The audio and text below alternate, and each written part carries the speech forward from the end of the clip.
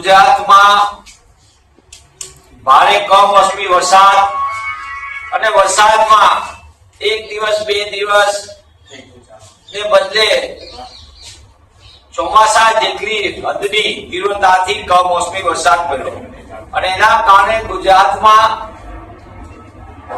મોટા ભાગના વિસ્તારની અંદર જેટલું વાવેતર હતું મોટા ભાગનો પાક એમનો નાશ પામ્યો. ખેતરમાં હતો પાક આવી ગયો તો લણવાનો સમય હતો એ પણ નાશ પામ્યો અને જે વાવેતર હતું એનું પણ સંપૂર્ણપણે નાશ થયો. સરકારની સમક્ષ કોંગ્રેસ પક્ષ દ્વારા વારંવાર રજૂઆત, કિસાન યાત્રા અને ત્યારબાદની જન આક્રોશ યાત્રા અને કોંગ્રેસ પક્ષ સહિતના રાજ્યની અંદરની આક્રમક રજૂઆત બાદ સરકારને ના છૂટકે એ વાતનો સ્વીકાર કરવો પડ્યો કે 42 લાખ હેક્ટર જમીનમાં વાવેતરને નુકસાન થયું છે એવો પ્રાથમિક અંદાજ છે. સરકારે સર્વેના નામે ઠાગાઠૈયા કર્યા.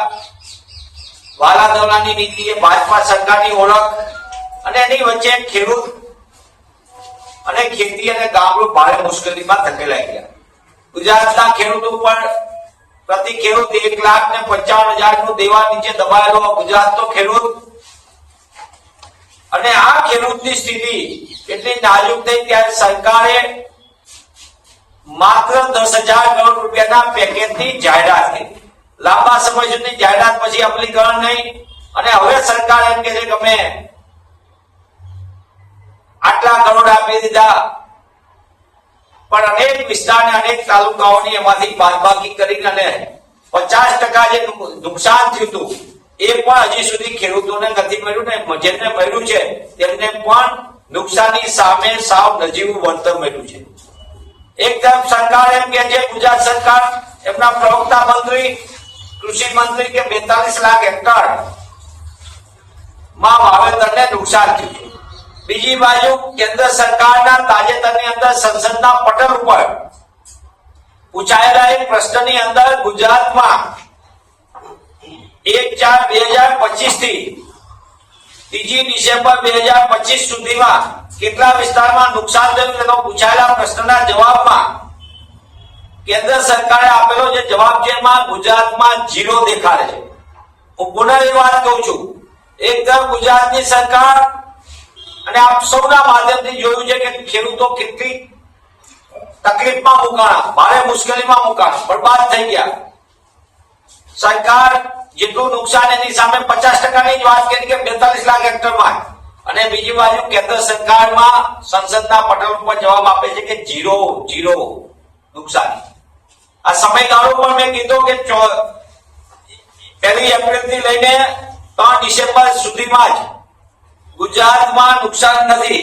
આંધ્રપ્રદેશ અને ઝારખંડની અંદર નુકસાન દેખાયું છે. કેટલા વિસ્તારમાં નુકસાન થયું આ કમનસીબી જુઓ.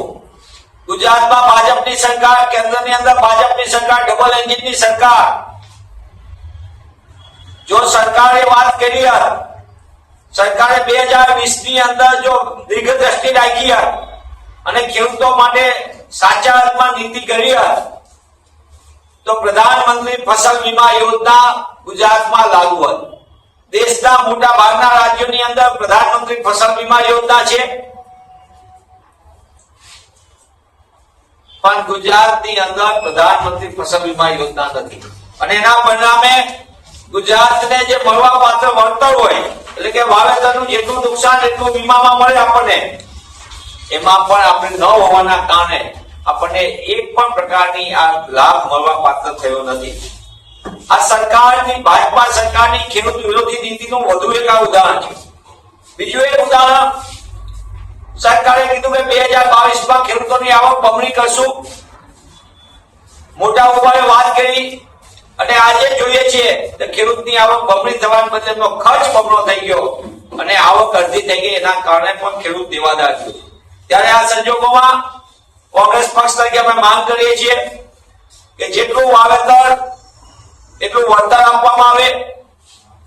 પુનઃ એ વાતને દોહરાવીએ છીએ કે જેટલું વાવેતર એટલું વળતર આપવામાં આવે. ખેડૂતોને માટે આ જીવન મરણનો મુદ્દો છે. પ્રધાનમંત્રી ફસલ વીમા યોજના ફરીથી ખુલ્લા મન સાથે ખેડૂત લક્ષી, ખેડૂતને કેન્દ્ર સ્થાને રાખીને ગુજરાતના ખેડૂતોને લાભ મળે એના માટે નીતિ લાગુ કરવામાં આવે અને સરકાર એનડીઆરએફ અને એસડીઆરએફ ના જે નોર્મ્સ છે એ શરતોમાં પણ ખુલ્લું મન રાખીને ગુજરાતના ખેડૂતોને વિશેષ મદદ કરે તો જ ખેડૂત ખેતીને ગામડું બનશે.